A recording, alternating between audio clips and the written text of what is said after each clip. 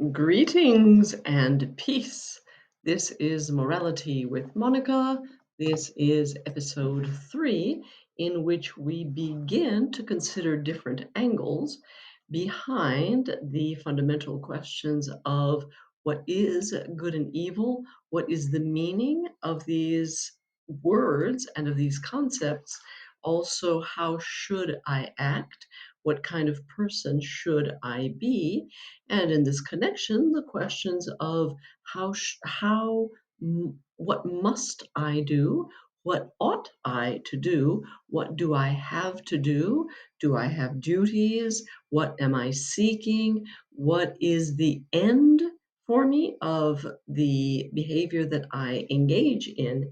And so those questions, by the way, reflect the fields of metaethics, normative and applied ethics referred to in video number 2.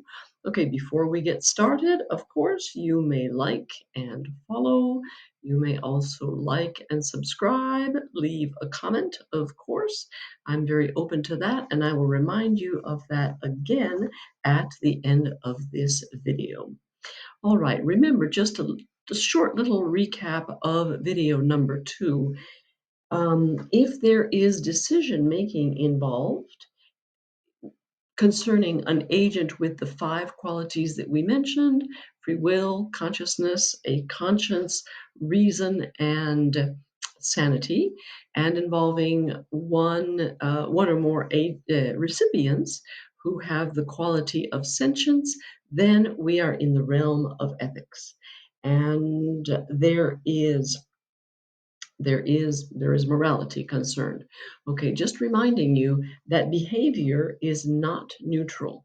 Different acts of behavior, they're not equal, they're not identical to one another, and they're certainly not whatever. They count. It matters what we do. It matters a lot, and it matters why we do it. And motives matter. Motives are also, they're not equal, they're not identical to one another, they are not neutral, and they're not whatever. They also count. Motives produce actions, and the actions, again, same. I want to say the same things, that they matter so much, and they matter because results are produced. And these results affect people. Very often, they affect a great many people. That's why they count so much. Some results of behavior are really positive, and they build people up, and they're constructive and pro-social and so forth, and that makes a difference. And some actions, of course, are the very opposites of those things. And so, obviously, the results of our motives, some results are to be preferred over others, and that's why all of this matters so very much. So that's just a little bit of a review from episode number 2. Okay, this following this, in future videos, we will consider different theories largely. All the theories that we're going to go over are going to address the question of, is this the right or is this the good thing to do? And of course, a corollary of that is, how should I act? How ought I to act? How must I, or how do I have to act? What virtues should I develop?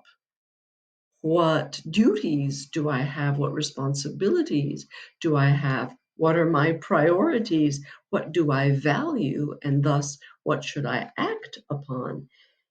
There are 3 large areas in ethics, I would say. One is called the teleological, one is called the deontological, and then one is called character ethics. And so, largely speaking, the teleological one is the one which considers the outcome of one's actions. This is the one that considers the result of it, the fruit of it, you could say, what happens as a result of my having acted a certain way? And also, largely, you could consider I'm going to act in a certain way and produce benefits over cost, more on that in a minute, or I'm going to act in a certain way which will fail to produce benefits, and then the cost is too great. Part of cost, I believe, it is necessary to say that part of cost is risk. And so teleological theories consider the possibility of raising benefit and lowering cost, including risk. Remember, that is what we strive for with teleological theories. We are looking for a positive outcome, a happier result of our action, a better fruit. And this, of course, is because everyone seeks benefit. That's just completely intuitive. We seek benefit, we seek to lower cost because no one likes to pay for things. No one likes the underbelly of benefit, which is cost. Telos means in Greek, it means outcome, it means purpose, it means objective, it means the end of something. And so with teleological theories, we are seeking the end of raising benefit, lowering cost. What do I mean by benefit generally? I mean raising happiness, lowering suffering or pain, raising joy, satisfaction, gratification, and lowering pain or suffering or bother or annoyance, any one of those particular, language patterns. Deontology Deontological theories are theories that consider deon, which is the Greek word for duty. And so deontological theories do not look at the outcome, they look at the duties involved. And there's a lot more to it than that, but these are going to be principled theories and theories that rely on rules and policies and regulations and principles. Thou should do this, thou should not do this.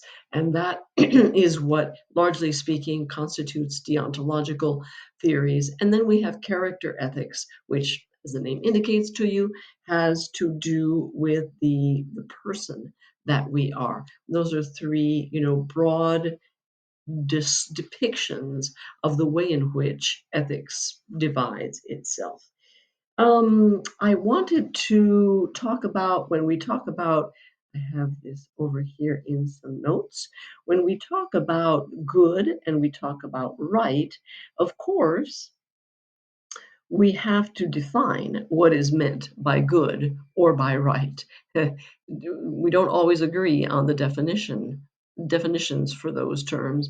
We also must take into consideration the kind of good, the degree of this good, the time and duration of it, the number of people who are implicated in it. Of course, as I mentioned before, its risk and its cost, how much of a priority it is, if it helps and constructs, who it helps and constructs, when and where and how this takes place, and and very, very, very importantly, whether this comes at the expense of others. So there are many, many, many details to consider. And in the following videos, I think I'll maybe start with teleology. Those are the simplest ones. And so teleology, I consider teleology a mama theory. And within teleology, there are uh, one, two, three, four, five. There are five theories to be considered. Those are specifically teleological theories. This is a sneak peek at the next video, which has to do with teleological theories that look at the end or what is produced by our actions. And there are five varieties of this, and so more on that in next video. I invite you to like and follow, also to like and subscribe as videos come up. You can get notifications for those. And if you'd like to leave a comment, please do. And so I will see you next time. Stay well, and till that time.